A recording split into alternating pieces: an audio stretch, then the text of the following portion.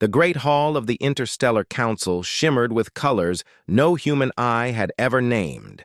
Beings of every conceivable shape floated, strutted, or slithered across the polished floors, their voices weaving a symphony of languages that resonated in Amira's chest.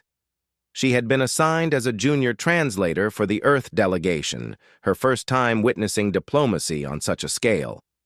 She clutched the datapad close, heart hammering, as her father, Matteo, mingled with a relaxed confidence that belied the tension in the air. Matteo, a single father of remarkable calm and uncanny intuition, had never sought the spotlight. His life back on Earth revolved around raising Amira after her mother's untimely passing, yet here he was, in the center of the galaxy's most politically charged environment, appearing almost like he belonged. He had a habit of observing first, acting only when necessary, a trait that, unknown to most, had saved lives before. The council's chamber pulsed with quiet anticipation. At the podium stood an alien diplomat, a luminescent entity named Vorin. Its bioluminescent skin glimmered like liquid crystal, and its voice vibrated directly in the mind, a sensation both awe-inspiring and slightly disorienting. Vorin had come to mediate a delicate treaty between two warring civilizations. Failure was unthinkable. The consequences would ripple across sectors and star systems. Amira's attention wavered as she noticed a flicker of movement near Vorin. A figure in a dark cloak slipped through the crowd, unremarkable except for the faint hum of a plasma injector at their hip. Her stomach knotted. Something was wrong.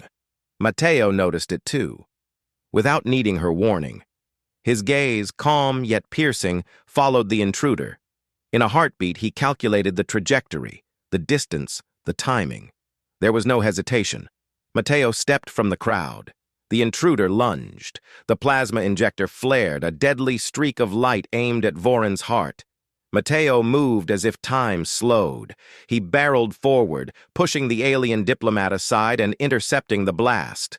The plasma grazed him, searing his shoulder and arm, but he cradled Vorin's luminescent form, shielding it with his own body.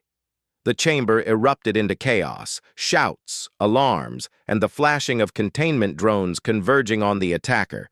Vorin's voice, direct in Amira's mind, was a mixture of shock and awe.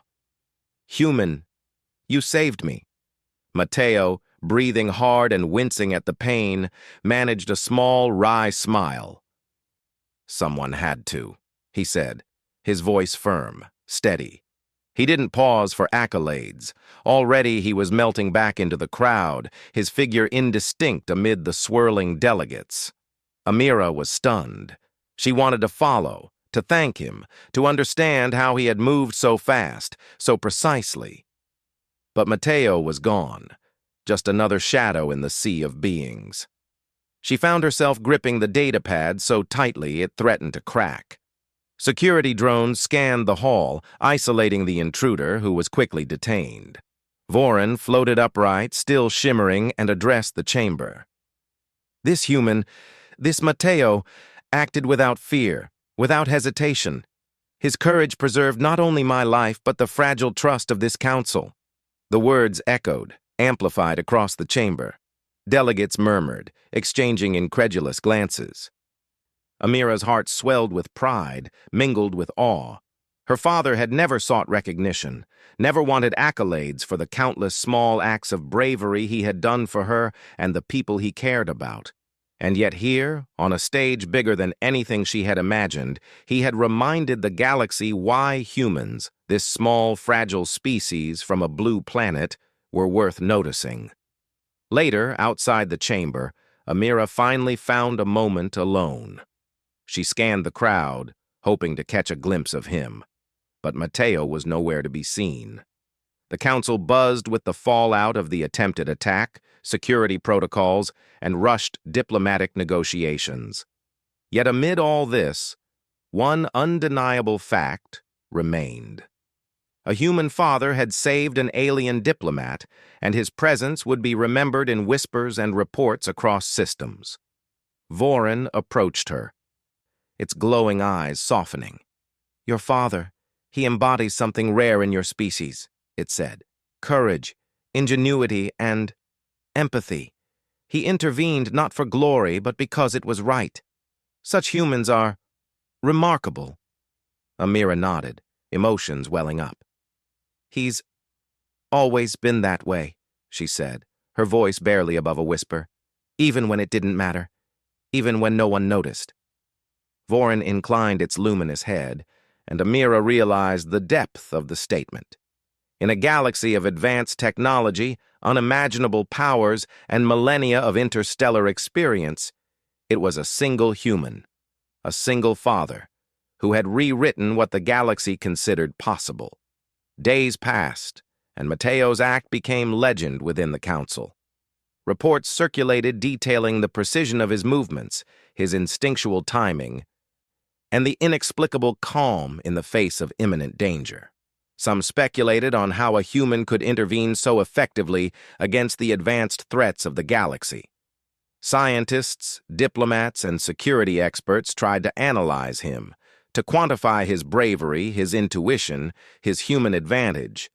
But Mateo remained enigmatic, a fleeting hero who vanished before accolades could anchor him. Amira often found herself replaying the event in her mind, each time marveling at how effortlessly her father had moved. She realized that humanity's greatest strength was not in fleets, weapons, or alien technology, but in individuals like Mateo, adaptable, courageous, and guided by a deep moral compass.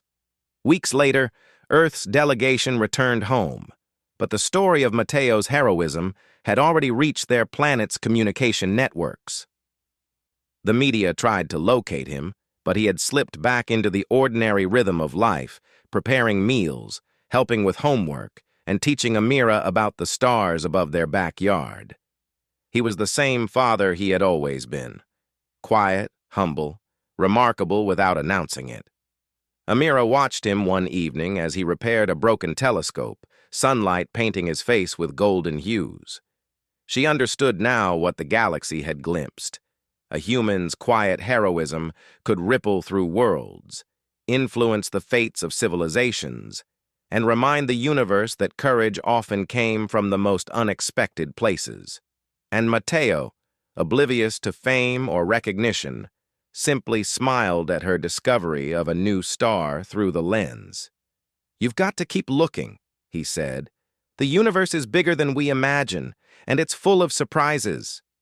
Amira smiled, knowing in her heart that the universe had indeed been surprised, not by alien power, not by weapons or fleets, but by a single human father who acted because it was right. In the end, Mateo's legend did not lie in the headlines, the accolades, or the diplomatic reports.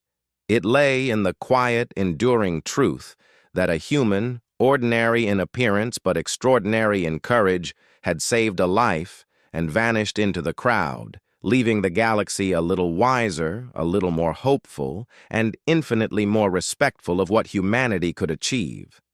And in that fleeting moment, Amira knew that wherever he went, her father would always remind the galaxy that even the smallest, seemingly fragile species could shine with brilliance beyond imagination.